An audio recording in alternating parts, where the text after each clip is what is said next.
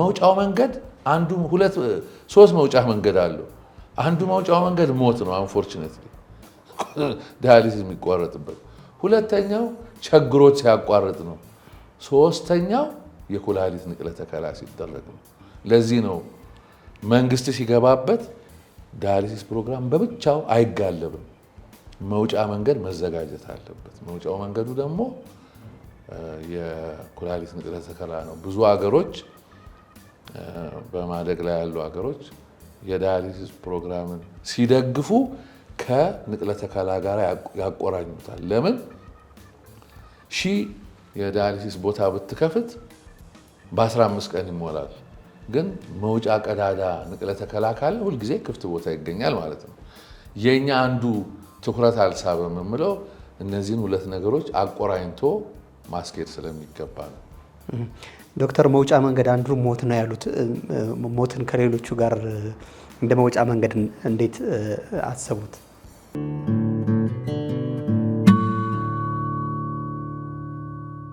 ራስዎትን ያስተዋውቁልኝ፣ ሙያዎትን ትንሽ ስለራስዎ ቅድም እንዲያውም ያወራን ጥሩ ነው።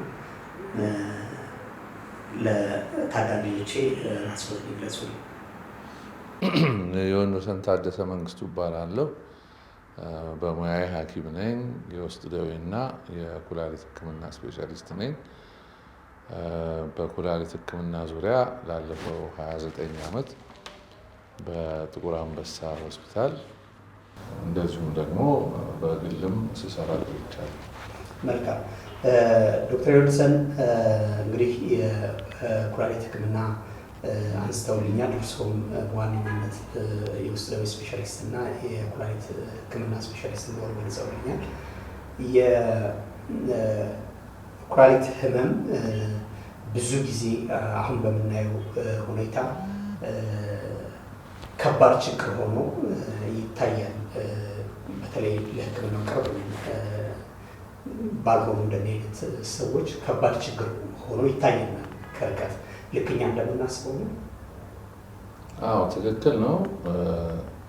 በብዛት ህብረተሰቡ እንግዲህ አትኩሮ የሚያየው ዘላቂ የኩላሊት መታወክ ወይም የመጨረሻ ደረጃ የኩላሊት መታወክ የሚባለውን ነው ሰው አትኩሮ የሚያየው።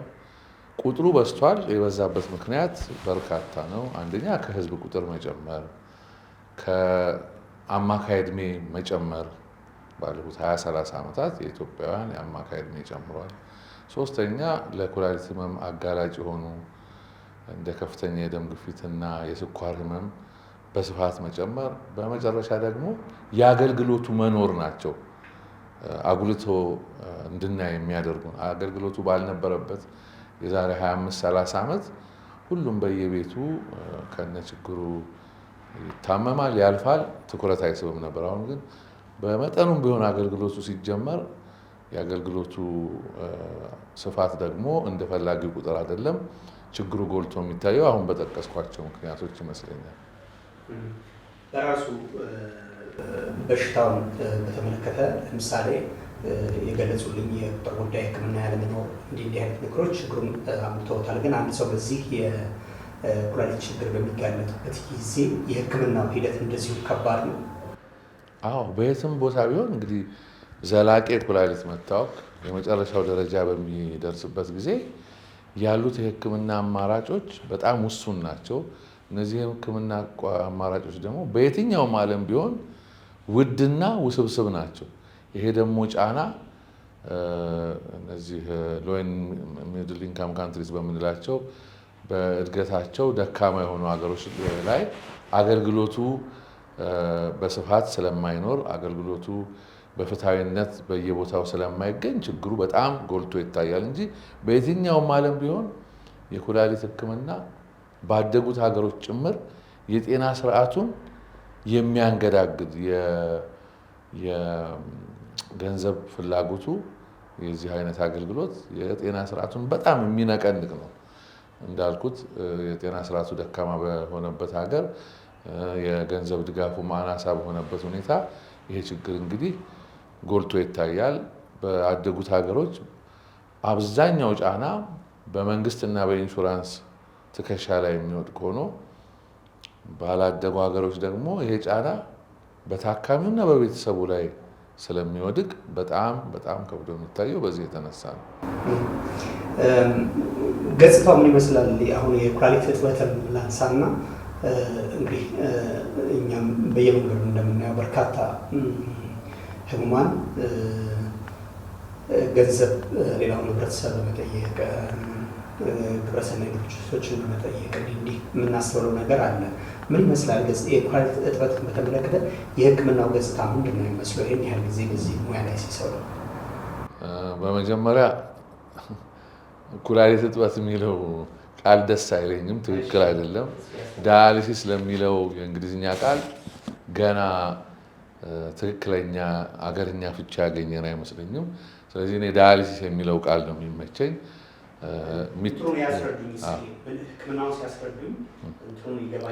ምንድን ነው የሚሆነው?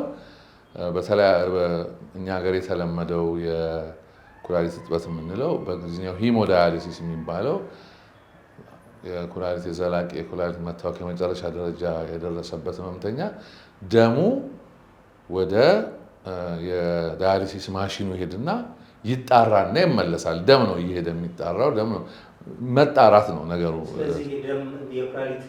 ማጣራት ይሻላል። እንደው ተወያይተን ተከራክረን ዳያሊሲስ ለሚለው ቃል ምንድነው አገርኛ ቃል ብንጠቀም ይሻላል እና ይሄ ለዘላቂ የኩላሊት ህመም ላላቸው ሰዎች የኩላሊት ማጣራት በፈረንጅ 2001 አንድ የግል ሆስፒታል ነው የጀመረው። በፈረንጅ 2001 በሂደቱ ስለነበርኩበት ከነ ሁኔታው ከነቀኑ አውቀዋለሁ። ከዛ በፊት ጊዜያዊ የኩላሊት መታወክ ላላቸው ሰዎች ድጋፍ ብልጭ ድርግም የሚል ጥቁር አንበሳ ሆስፒታል ብቻ ነበረ። ዘላቂው በ2001 ጀመረ። ከዛ በኋላ እንግዲህ ባለፉት 24 ዓመታት ማለት ነው፣ በፈረንጅ 2001 ነው፣ በፈረንጅ በአውሮፓውያን ካሌንደር ነው እንግዲህ ተስፋፍቷል። ከአዲስ አበባ ውጭ በብዙ ከተሞች ብዙ ክልሎች ሁሉ አለ። አሁን በትክክለኛነት ቁጥሩን መናገር አልችልም ስንት ሰው በዚህ ህክምና እየተጠቀመ እንደነበረ። ግን ልክ የዛሬ 4 ዓመት ሴፕቴምበር 2001 ባደረግነው የዳሰሳ ጥናት ያን ጊዜ 1132 ሰዎች በዳያሊሲስ ላይ ነበሩ። ወደ 34 የሚሆኑ የዳያሊሲስ ማዕከሎች ነበሩ። ብዙዎቹ ክልሎች አንድ የዳያሊሲስ ማዕከል ነበራቸው፣ ግን ያልነበራቸው አሁንም የሌላቸው ጋምቤላ፣ ቤኒሻንጉል ጉሙዝ፣ አፋርም አሁንም ድረስ ያለ አይመስለኝም፣ እየተጀመረ ሊሆን ይችላል። ስለዚህ በጣም አዲስ አበባ ላይ ምንድነው ስሙ የተጠራቀሙ በሽተኞች አሉ። በግምት ባለፈው 4 ዓመት እጥፍ እንኳን ሆኗል ብንል ከ2000 አይበልጡም በዳያሊሲስ ላይ ያሉ ህሙማን። ፍላጎቱ ምንድነው ብንል መነሻ ቁጥር ማግኘት አስቸጋሪ ነው። ግን ብለን ተሻግረን ጎረቤቶቻችንን ብናይ የኛ የበሽታ ስርጭት ብዙ አይለይም ከጎረቤቶቻችን። ጎረቤታችን ኬንያ ከኛ ግማሽ ያነሰ፣ እኛ ወደ 130 እንገመታለን፣ እነሱ ወደ 50 ናቸው። ከ5000 በላይ ህሙማን በመንግስት የሚደገፍ የዳያሊሲስ ህክምና የሚያደርጉ አሉ። ስለዚህ ቢያንስ በሩ ቢከፈት ከ10,000 15,000 ሰው የዳያሊሲስ ፍላጎት ያለው አሁን ዛሬ በአሁኑ ሰዓት ይኖራል። ከዛ ውስጥ እንግዲህ ጥሪቱን አሟጦ ይህንን አገልግሎት ባልተሟላ ሁኔታ የሚጠቀመው ሰው 2,000 ሰው ቢሆን ነው። ይህም በብዛት አዲስ አበባ፣ በጥቂቱ እንግዲህ ከፍ ከፍ ያሉት ክልሎች ውስጥ አሁን በቅርብ ጊዜ በአማራ ክልል፣ በትግራይ፣ በኦሮሚያ ጥቂት ቦታዎች፣ በደቡብ አካባቢ እስከማውቀው ድረስ ሐዋሳ ነው ያለው። በጣም በሚገርም ሁኔታ ከፍላጎቱ በጭራሽ የማይመጣጠን አገልግሎት፣ አብዛኛው ደግሞ በግል ጤና ተቋማት ነው የሚሰጠው አገልግሎቱ። መንግስት እስካሁን ድረስ ፊት ለፊት ለመናገር ችግሩን እየሸሸው ይገኛል። መንግስት እየሸሸው ደፍሮ አገልግሎት ለመስጠት አልደፈረም። በተለይ በፕሮግራም በፖሊሲ በታቀፈ መልኩ አይደለም።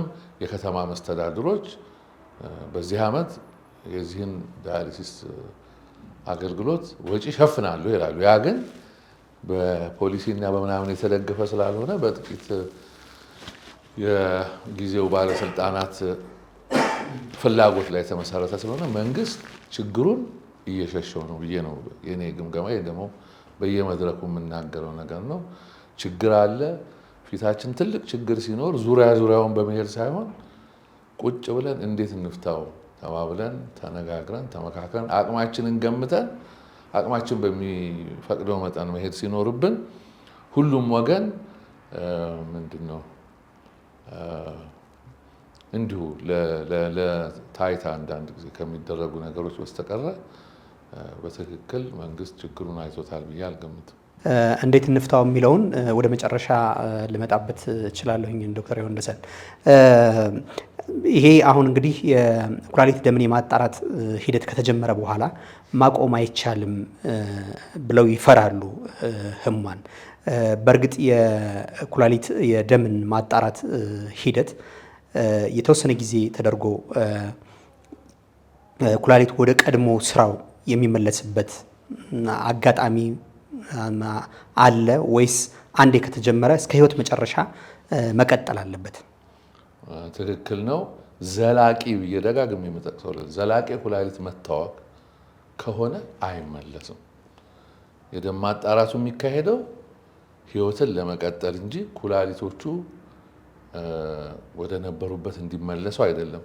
በሌላ ጫፍ ጊዜያዊ ኩላሊት መታወክ የሚባል ብዙ ጊዜ ምንድነው ትኩረታችንን የማይስብ በሆስፒታሎች ነው የምናገኘው።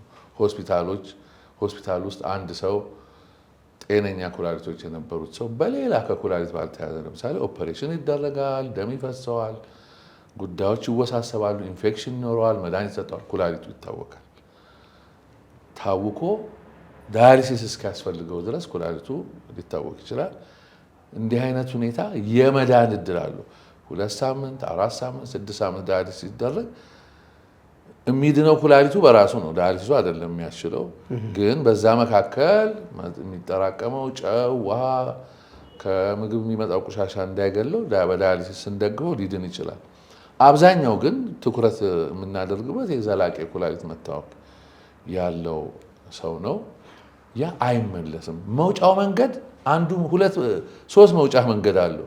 አንዱ መውጫው መንገድ ሞት ነው፣ አንፎርቹኔትሊ ዳያሊሲስ የሚቋረጥበት። ሁለተኛው ችግሮች ሲያቋርጥ ነው። ሶስተኛው የኩላሊት ንቅለ ተከላ ሲደረግ ነው። ለዚህ ነው መንግስት ሲገባበት ዳያሊሲስ ፕሮግራም በብቻው አይጋለብም። መውጫ መንገድ መዘጋጀት አለበት። መውጫው መንገዱ ደግሞ የኩላሊት ንቅለ ተከላ ነው። ብዙ አገሮች በማደግ ላይ ያሉ አገሮች የዳያሊሲስ ፕሮግራምን ሲደግፉ ከንቅለ ተከላ ጋር ያቆራኙታል። ለምን የዳያሊሲስ ቦታ ብትከፍት በ15 ቀን ይሞላል። ግን መውጫ ቀዳዳ ንቅለ ተከላ ካለ ሁልጊዜ ክፍት ቦታ ይገኛል ማለት ነው። የኛ አንዱ ትኩረት አልሳበም የምለው እነዚህን 2 ነገሮች አቆራኝቶ ማስኬድ ስለሚገባ ነው። ዶክተር መውጫ መንገድ አንዱ ሞት ነው ያሉት። ሞትን ከሌሎቹ ጋር እንደ መውጫ መንገድ እንዴት አሰቡት? ብዙዎቹ በሽተኞች አንፎርቹኔትሊ እነዚህ በሽተኞች ሲጀመር አንዳንድ ጊዜ በዘመናዊ ሕክምና ላይ ያለን እምነት ይገርመኛል። እኔ ለራሴ ከእግዚአብሔር በላይ እናምናለን ዘመናዊ ሕክምና። የኩላሊት መታወክ ያላቸው ሰዎች በጣም ስስ ሰዎች ናቸው። በጣም ፍራጃይል ሰዎች ናቸው። በጣም ምርጥ የዳያሊሲስ አገልግሎት ባለበት ቦታ የኩላሊት ዳያሊሲስ ከጀመሩ ሰዎች መካከል በ5ኛው ዓመት መጨረሻ ከ40 እስከ 50 በመቶ ሰዎች ይሞታሉ። this is a fact of life ልንቀይረው አንችልም። የጤናው ቴክኖሎጂው ምኑ የደረሰበት ሁኔታ እና የሰዎች በጣም ውስብስብ ችግር ስላላቸው ዳያሊሲሱም እየተሰጠ እንኳን ትልቅ ቁጥር ያላቸው ሰዎች በየጊዜው ይሞታሉ። አሁን ለዚህ ነው አሁን ለምሳሌ ንቅለ ተከላን ያነሳሁት። ለዚህ ነው ንቅለ ተከላ ይህንን ሁኔታ 180 ዲግሪ ነው የሚቀይረው። ንቅለ ተከላ በጣም የተሻለ ኳሊቲ ኦፍ ላይፍ እና ደግሞ ሰርቫይቫሉም በጣም እጅግ ከፍተኛ ስለሆነና በጣም በዳያሊሲስ መሞት በጣም የተለመደ እንግዲህ ችግርም ቢሆን ቋንቋው ባይጣፍጥም ፊት ለፊት ማየት ያለብን ነው። መሞት በጣም ምክንያቱም እነዚህ ሰዎች መነሻቸው ምንድን ነው ያልን እንደሆነ ስኳር፣ ከፍተኛ የደም ግፊት እንደው ካሏቸው ችግሮች መካከል እነዚህ ሰዎች ከኩላሊት ችግር ሌላ ለደም ዝውውር፣ ለልብ ችግር የተጋለጡ ናቸው። በማንኛውም ሰዓት ትንሽ ነገር ድንገተኛ የልብ ድካም፣ ሃርት አታክ፣ ስትሮክ እንደዚህ ይመታቸዋል። በዛው ለህልፈት ይዳረጋሉ ማለት ነው። እና እነዚህ ናቸው ከመውጫዎች ውስጥ እንደ ቀዳሚ የጠቀስኩት። በጣም ሞት የተለመደ ጉዳይ ስለሆነ ነው። በእነዚህ ህሙማን መካከል እንዲለምኑም የምገፋበት ጊዜ አለ። ለዳያሊሲስ ለምኑ ብዬ አላውቅም። ለትራንስፕላንት ለምኑ እላለሁ። ምክንያቱም ትራንስፕላንት በፍጹም የተለየ ሁኔታ ነው የሚሰጠው። ሰው ከተገኘ አንድ ሰው እኔ አሁን በዚህ የስራ ቆይታዬ 15 ዓመት 20 ዓመት የቆዩ ያረጁ የሸመገሉ ንቅለ ተከላ የተደረገላቸው ሰዎች አሉ።